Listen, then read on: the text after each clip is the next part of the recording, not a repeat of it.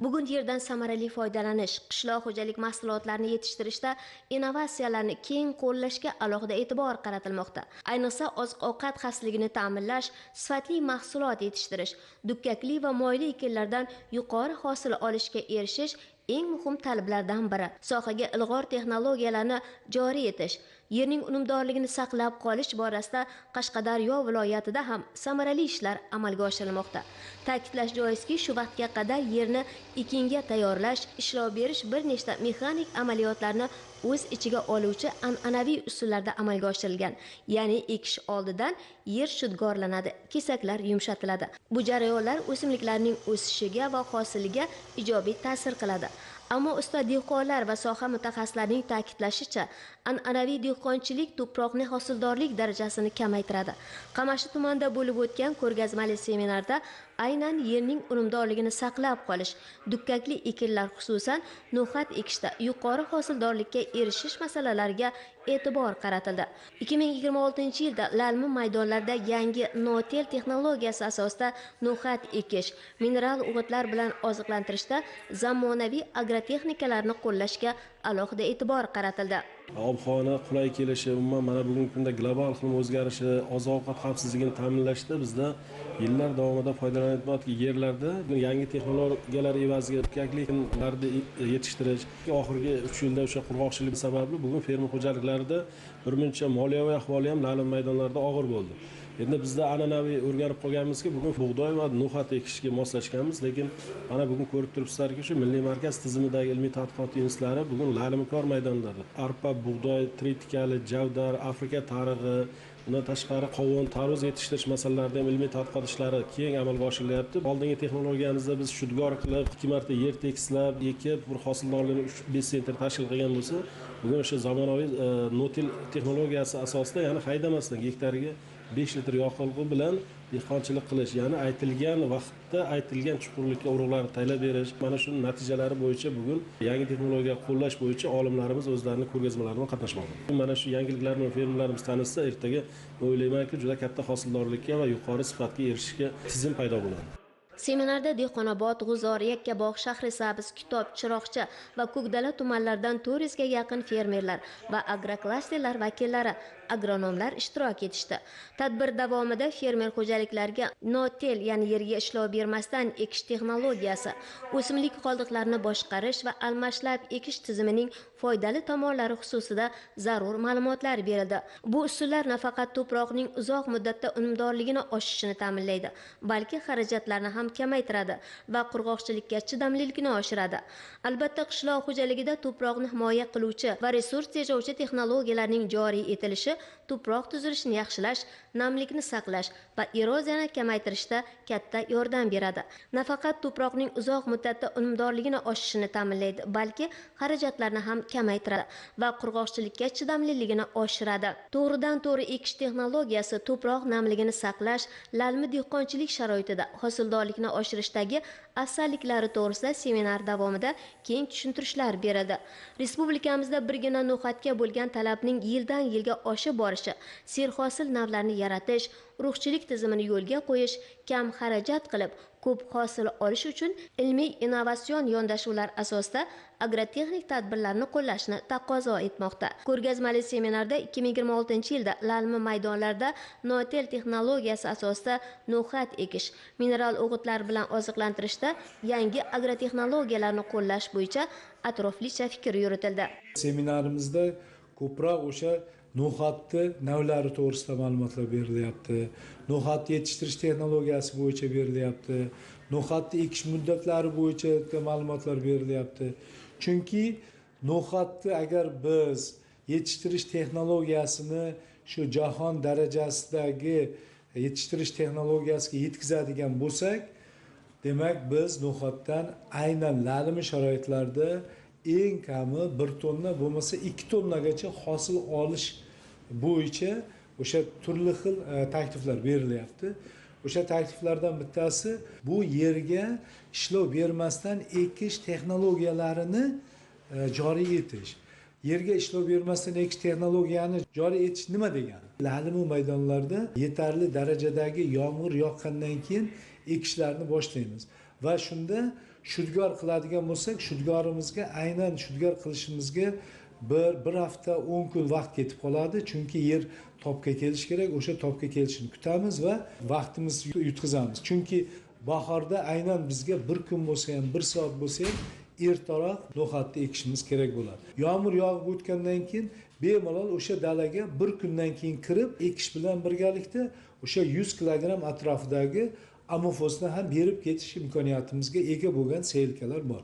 Va mana shu seyilkalarni joriy etadigan bo'lsak, aytilgan darajadagi hosilni olishimiz mumkin.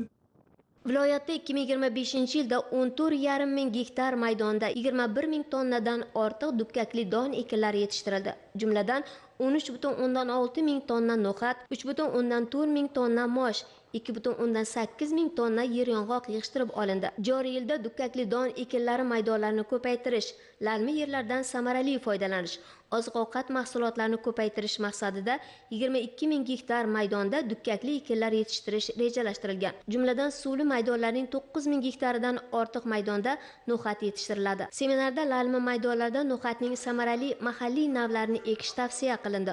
Ob-havoning kelishi va to'proqdagi haroratga qarab lalmikor maydonlarda tekislik qir-adirlik mintaqalarda fevral oyining 3-10 kunligidan boshlab 10-martgacha, tog' oldi mintaqalarda joylashgan lalmikor maydonlarda esa mart oyining 2-10 kunligidan boshlab 1-aprelgacha ekish tavsiya etildi. No'xatda masalan O'zbekiston sharoitida buni yetishtirish texnologiyasini biz mukammallashtiradigan bo'lsak, aytilgan darajadagi 1 tonna, 1,5 tonna atrofidagi hosilni oladigan bo'lsak, O'zbekiston bu bilan o'zini qishloq xo'jalik mahsulotlarini eksport salohiyatini ham oshirgan bo'ladi. Aynan bugungi seminarimizda o'sha dalalarni tanlash bo'yicha, undan tashqari no'xatni bir nechta kasalliklari bor. O'shuv davri davomida turli xil mikroelementlar bilan ishlov berish, biostimulyatorlar bilan ishlov berish bo'yicha ham ma'lumotlar berilyapti. Mutaxassislarning fikricha, atmosferadagi karbonat angidrid miqdorining ko'payishi butun sayyoramiz bo'ylab o'simliklar hayotiga ta'sir qiluvchi global jarayondir. Qurg'oqchilik, sho'rlanish, sovuq, issiqlik, ultrabinafsha nurlanish qishloq xo'jaligi va o'rmon o'simliklarining hayotini sezilarli darajada murakkablashtiradi. 2026-yilda Qashqadaryo viloyatida 14 ming gektar yerga lalim maydonlarda no'xat yetishtiriladi. Lalim maydonlarda shu no'xatni yetishtirishdi yoki bo'lmasa yetishtirilgan no'xatda hosildorligini oshirishdi, fermer xo'jaligimizga yangi texnologiyalar asosida qanday agrotexnik tadbirlarni qo'llashligi kerakligi, agar qanday agrotexnik tadbirlarni qo'llasak, no'xatdan yuqori hosil olishim sir asrorlarini bugun batafsil har bir fermer bilan birma-bir gaplashib tushuntiryapmizki, 3 kun 4 kundan keyin no'xat ekish boshlanib ketadi. Bu kelgisida no'xatdan yuqori hosil olish imkoniyatini yaratadi. Ta'kidlash joizki, aholini oqsilga boy va sifatli oziq-ovqat mahsulotlari bilan kafolatli ta'minlashda dukkakli don ekinlaridan biri bo'lgan no'xatning ahamiyati katta. Respublikamiz bo'yicha 2025-yilda 74 ming gektarda no'xat yetishtirilgan. Shundan 23 ming gektar sug'oriladigan maydondan 20 sentnergacha hosil olingan. 51 ming gektar lalmi maydonda hosildorlik 9 sentnerni tashkil etgan. 2026-yilda 100 ming gektarda no'xat yetishtirish rejalashtirilgan. Bu o'simlik to'proqni azot bilan boyitadi, dalani begona o'tlardan tozalaydi.